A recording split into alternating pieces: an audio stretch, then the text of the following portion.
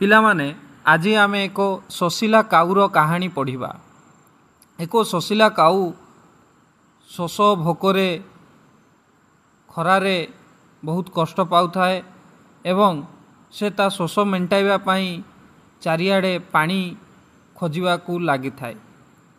से एमिति blue blue गोटे सुखिला कूअरे जाई बसी पड़िला, देखिला सेठारे पानी नाही। ता मन बहुत दुख होला एवं पुणी से उड़ी चारिआडे खोजिबाकू लागिला एवं खोजु खोजु ताकू गोटे माठिया भितरे पानी थिबार देखागला।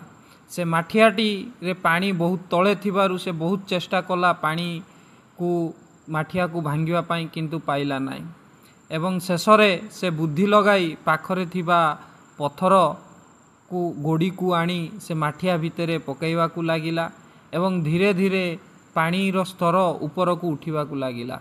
एई भली करी से पानीर स्तर को ऊपर को आनी निजर शोष को मेंटाइला। तो एठू आम एई कहानी रू आमको एई शिक्षा मिले जे जदि आपणक पाखरे इच्छा अच्छी, आपणक इच्छा बहुत शक्त अच्छी, तेबे निहाती भावरे उपाय पाइबे।